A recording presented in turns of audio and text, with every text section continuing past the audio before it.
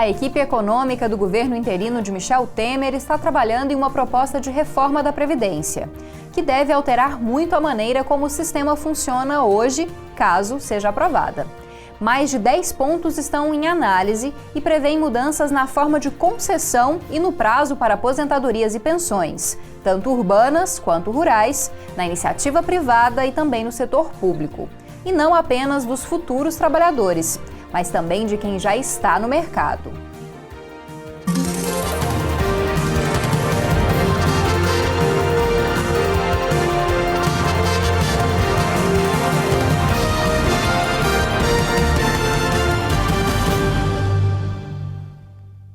Olá! O programa de hoje trata da reforma da Previdência e por isso vamos conversar com o economista Danilo Orcida. Olá, muito obrigada pela presença, Danilo. Olá, agradeço mais uma vez o convite. Também vamos conversar com a presidente da Comissão de Direito Previdenciário e Securitário da OAB Goiás, Delzira Menezes. Olá, Delzira, obrigada pela presença. Olá, Camila, muito obrigada pelo convite.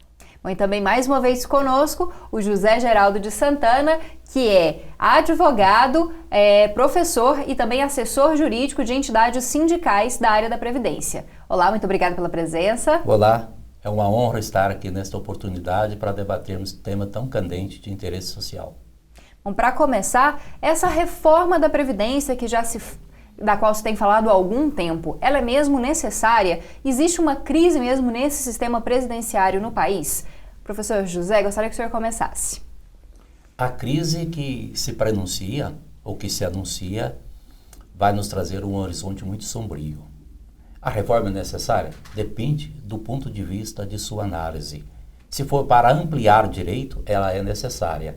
Se for para ampliar a base de financiamento da Seguridade Social, ela é necessária. Agora, se for para retirar direito, como pretende o governo, ela é catastrófica. A Seguridade Social, notadamente a Previdência e a Assistência, representam o maior instrumento de distribuição de renda da história do Brasil. Então, qualquer reforma que venha suprimir direito, como se pretende, é absolutamente desnecessária e nociva à sociedade. Concorda, Delzira? Concordo.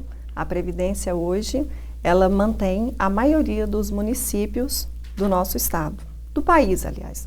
E se houver a reforma nos moldes que estamos comentando, ela será muito prejudicial para toda a sociedade. Por quê? De que forma vai prejudicar? Com uma das propostas é de diminuição do piso e que também haja uma desconsideração do valor do salário mínimo. Então já não haveria mais o benefício vinculado ao salário mínimo. Isso sim provocaria um prejuízo muito grande, porque a maioria das pessoas hoje sobrevivem de benefícios previdenciários e assistenciais.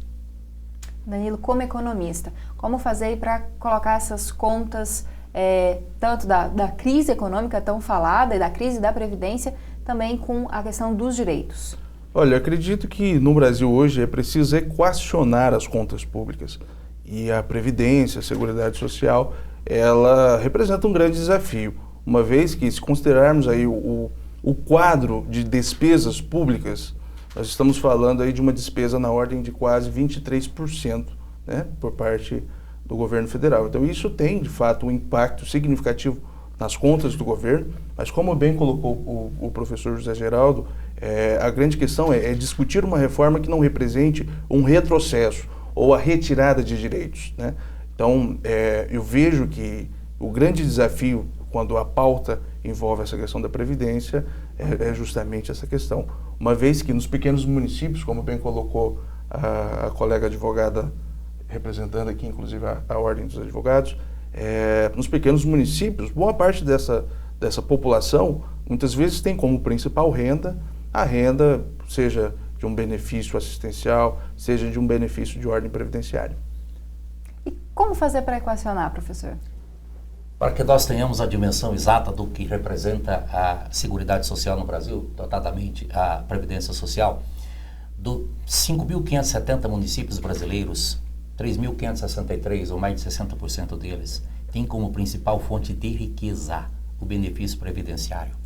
Para esses municípios, o benefício previdenciário representa mais do que o FPM, que é a principal fonte de renda. E por que isso representa tanto para os municípios? principalmente porque temos a vinculação do benefício previdenciário com o salário mínimo. Ninguém recebe menos que um salário mínimo. E o salário mínimo nos últimos 13 anos não só foi corrigido pela inflação, como teve um aumento real de 72%. Então isso representa o quê? Distribuição de renda. Como equacionar? O que nós precisamos fazer é elastecer ou ampliar a base de financiamento da Seguridade Social. A Previdência, por exemplo, é financiada pela contribuição dos trabalhadores, é obrigatória, e dos empregadores. Mas nós temos, nos últimos anos, a desoneração da folha de pagamento de 160 ramos de atividades econômicas, o que representa o quê? Diminuição da contribuição ou da arrecadação da Previdência Social. A Previdência Urbana, apesar disto, da desoneração, da renúncia fiscal e da desvinculação de receitas da União de 20%, que agora passará para 30%, ela ainda é superavitária, quer dizer, ela arrecada mais do que paga. Agora, a rural é deficitária por quê? Porque as propriedades não pagam. Então, o que, ao invés de fazer forte aquilo que é justo, pretende-se fazer justo aquilo que é forte, que é o interesse do capital. O que está em jogo aí, na verdade, não é a equação da Previdência Social, são os interesses inconfessos, inclusive representados por esse governo. Bom, Delzira, você acha que essa conta que o professor fez poderia bater? Sim, porque a Previdência, ela é tripartite. Ela teria que ter contribuição do empregador, do empregado e do governo. A contribuição do empregado e do empregador, ela existe. A contribuição do governo, infelizmente, não. E o que acontece ainda é que, além de não contribuir, ele ainda retira. Inclusive, com a desvinculação das receitas, ele retira mais de 30% do orçamento da Previdência, e sem colocar o dinheiro que seria da assistência.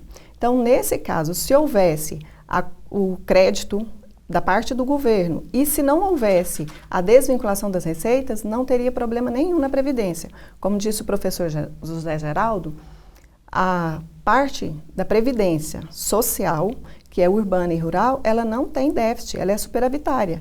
E ainda discordo até um pouco do professor quando ele diz que o problema está na aposentadoria rural, porque a contribuição dos rurais, ela existe. Todo produtor rural, ele vende a produção e tem uma contribuição em cima. O que falta é a fiscalização dessa receita. Então, tem como pegar a contribuição, porém, o governo não fiscaliza. Por isso que acaba sendo prejudicial, mas ela não torna a Previdência deficitária. Para finalizar, Danilo? Olha, acredito que equacionando a equação dessa conta, ela passa pela visualização do cenário atual, mas quando se fala de Previdência, é preciso enxergar um contexto futuro, né? É fato que nós temos uma projeção do próprio IBGE de que no ano de 2050 nós teremos aí 57% da população como população ativa e praticamente equiparando com a quantidade de nativos no país. Então, nós precisamos compreender, não só, como o professor bem colocou, eu vejo que a proposta de discussão quando se trata de Previdência, deve passar justamente pela sua fonte de financiamento, né? Enxergando a dificuldade, o cenário atual, mas pensando também nessa nova roupagem em que a sociedade se enquadrará no momento futuro, como é o caso das projeções para os próximos anos. O nosso tempo desse primeiro bloco terminou, mas a gente continua com essa discussão a respeito da Previdência Social no Brasil no próximo bloco. A gente volta rapidinho.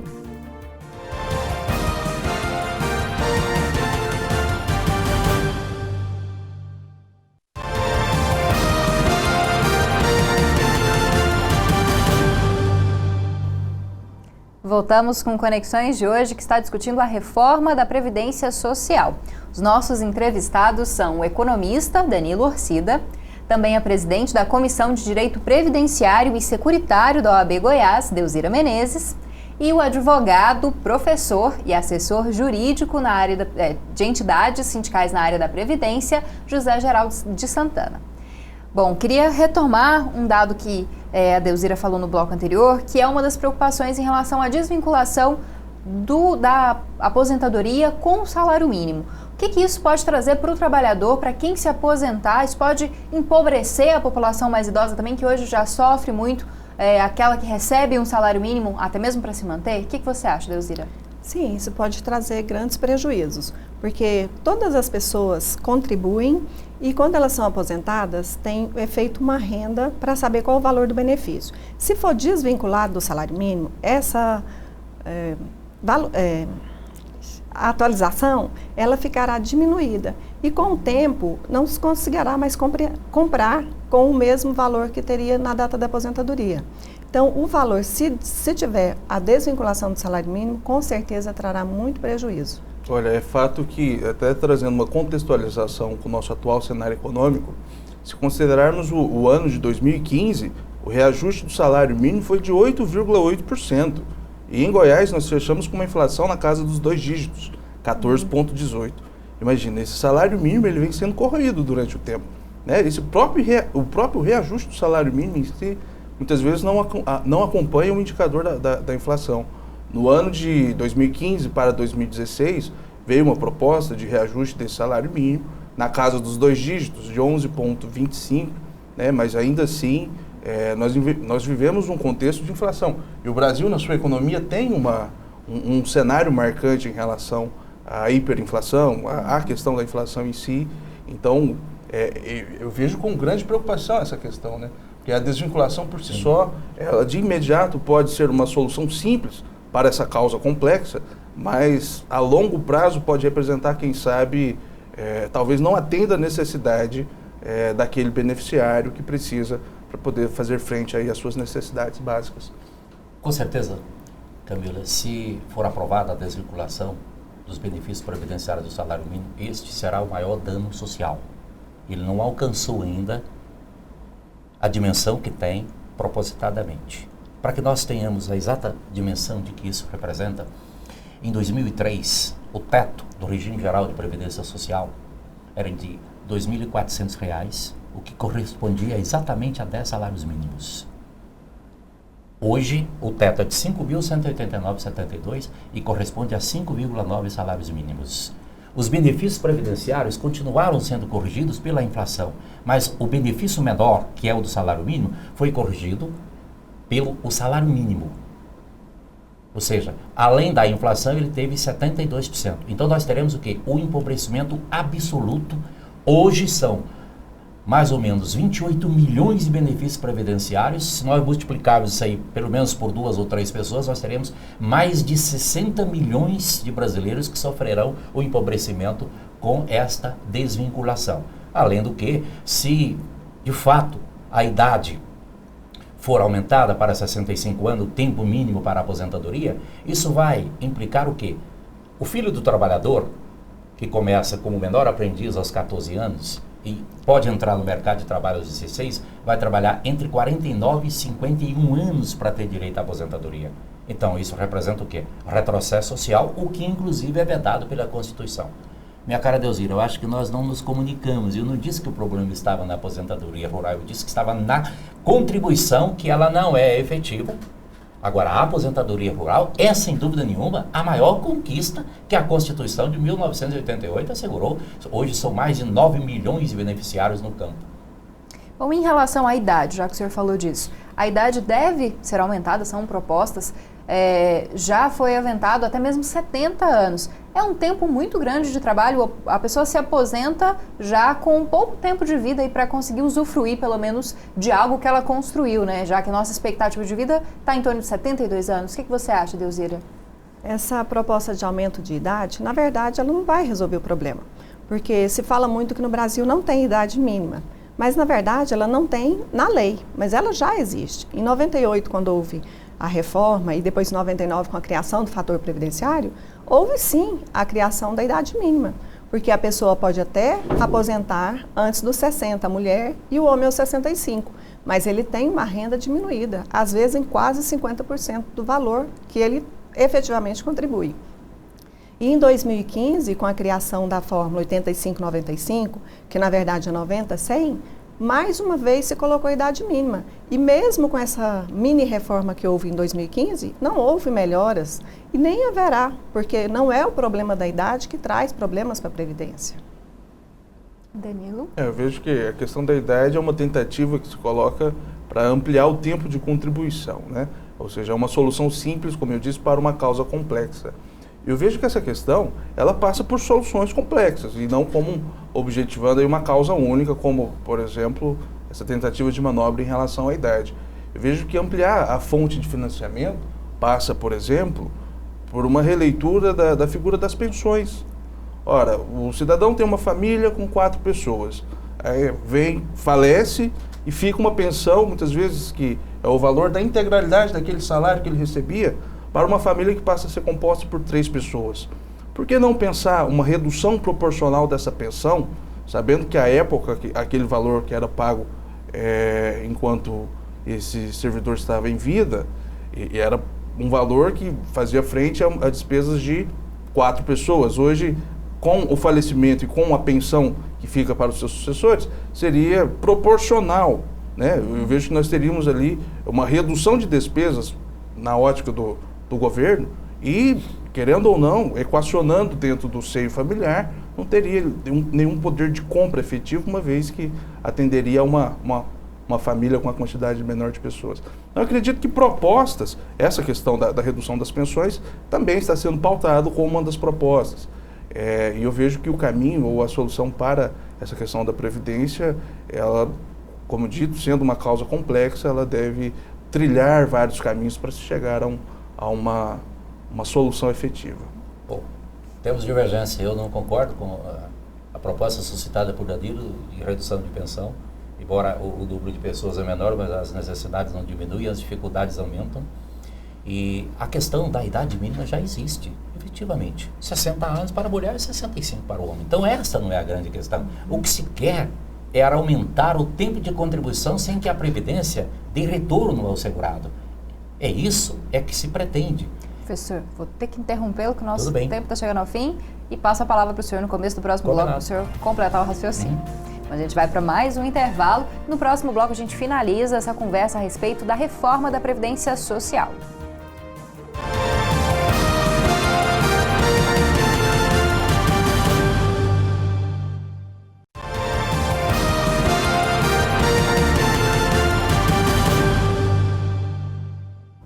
Chegamos ao último bloco do Conexões de hoje, que trata sobre reforma da Previdência Social. Nós estamos conversando desde o primeiro bloco com Danilo Orcida, que é economista, também com a Delzira Menezes, que é presidente da Comissão de Direito Previdenciário e Securitário da OAB Goiás, e também com José Geraldo de Santana, que é advogado, professor e assessor jurídico também. Professor, tive que interrompê-lo no bloco anterior. O senhor poderia complementar, então, em relação à questão da idade mínima e também das pensões? Na verdade, as pensões já sofreram reformas desde 30 de dezembro de 2014, com a medida provisória 664, e essa reforma veio reduzir consideravelmente, passou-se a exigir a comprovação de no mínimo 18 contribuições e 2 anos de união estável de casamento para que o cônjuge sobrevivente faça jus à pensão por morte, e ela não é mais vitalícia dependendo da idade. Há casos em que falece o segurado e a viúva ou o viúvo recebe a pensão por morte tão somente por 4 meses. Então a reforma promovida da Previdência foi altamente prejudicial ao segurado, notadamente o segurado de baixa renda. Agora, voltando àquela questão que nós estávamos discutindo, muito se diz sobre a idade mínima que existe em outros países. Ora, mas a realidade social daqueles países é completamente distinta da nossa. Nós não podemos comparar grandezas diferentes sob pena de cometermos injustiças. O que se pretende realmente é elevar para, no mínimo, 49 anos o tempo de trabalho necessário para a aposentadoria, ou até 51, se na verdade a PEC, que reduz a idade de ingresso no mercado, for aprovada, ela reduz de 16 para 14 anos. Ou seja, tudo que se disse até agora sobre reforma de previdência social interessa ao capital e é altamente nocivo à sociedade, notadamente aos trabalhadores. O professor só me permita reforçar no aspecto das pensões.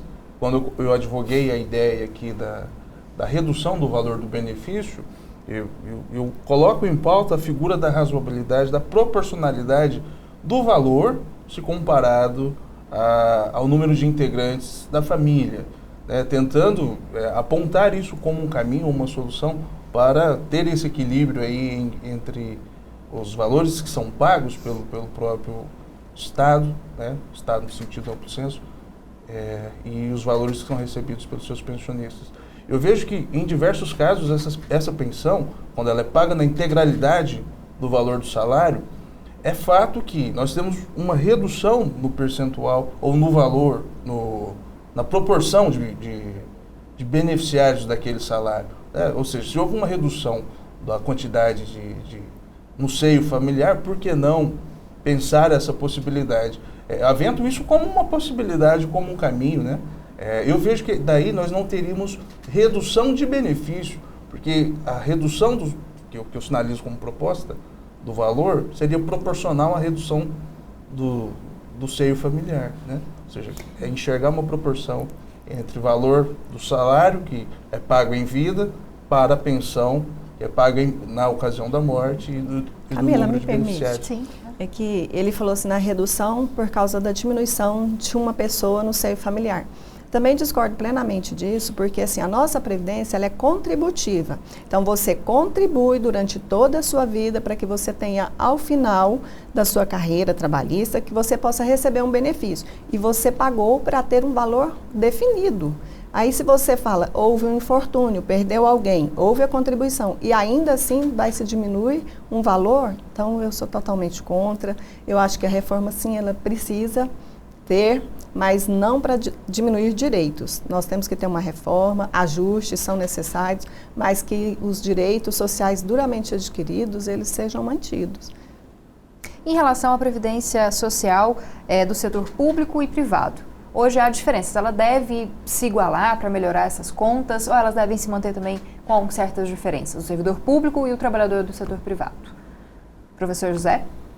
Essa reforma foi tentada em 1998, com a reforma número 20, que já estabeleceu a idade mínima para o regime próprio de previdência social, que é dos servidores públicos civis, que nada mais é do que o fator 85 para a mulher, o fator 95 para o homem. Aquela oportunidade, o governo tentou fazer a mesma reforma, mas quando se discutiu a reforma do regime geral, lamentavelmente o deputado Antônio Candira errou o voto.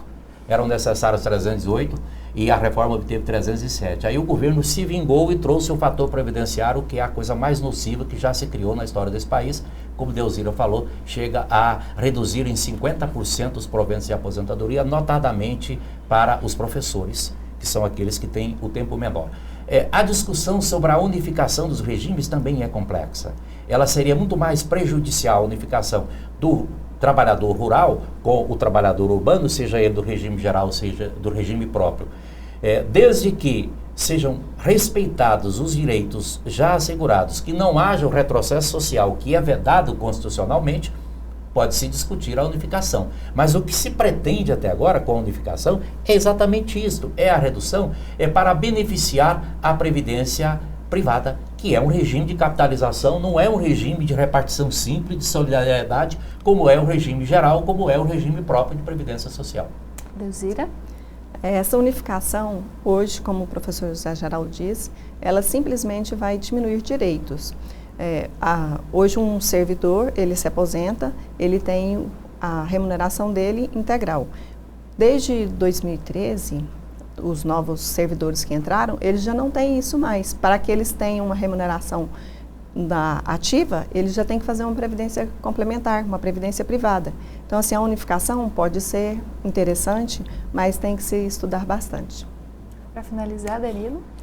Como economista, eu destaco o aspecto da possibilidade da previdência privada, em um momento futuro, representar aí uma complementação. Hoje se apresenta, diante desse cenário de redução de direitos que aqui é colocado, hoje se apresenta como um caminho, uma possibilidade para se manter aí a renda desse trabalhador e manter o mesmo padrão de consumo, o mesmo padrão de renda, né? E em um momento em que se faz necessário, que é no momento da aposentadoria. É importante destacar, Camilo, o que Delzira suscitou é o seguinte, que a partir de 2013, com a Lei 2.619, já houve a unificação do que diz respeito ao teto. O teto do serviço público da União passou a ser o mesmo do regime geral. Se o servidor que quiser mais vai contribuir, e não só com os 11%, mas ele vai contribuir com os 11%, mais os 11% que seriam da União do ente público. Quer dizer, então já houve essa unificação e em prejuízo do servidor público. Infelizmente, nosso tempo chegou ao fim. Preciso agradecer, muito obrigada, Danilo, pela presença novamente com a gente discutindo esse tema. Eu que agradeço o convite e registro aqui o agradecimento pelo convite. Obrigada também, Delzira, pela presença. Eu que agradeço. Bem, professor, muito obrigado novamente, nosso parceiro já do Conexões, muito obrigada. Sempre uma alegria, sempre à disposição, voltar aqui à Universidade Federal, que está indelevelmente marcada na minha vida. Eu fui aluno aqui, saí daqui há 40 anos, fui da primeira turma do campus. Bom, muito obrigada, professor, a gente também sente como uma honra recebê-lo. Bom, você pode participar dos nossos próximos programas, é só participar por meio das redes sociais ou então do nosso e-mail, que é o jornalismo@tvufg.org.br. Nas redes sociais você pode participar pelo Facebook ou então pelo Twitter, é só acessar e conferir. Esse programa é uma produção da TV UFG em parceria com a Assessoria de Comunicação da Universidade Federal de Goiás e também a Rádio Universitária. Muito obrigada pela sua audiência. Eu espero que você assista aos nossos programas no site da TV UFG ou então no canal da TV UFG no YouTube e te aguardo na próxima semana com mais um tema. Até lá!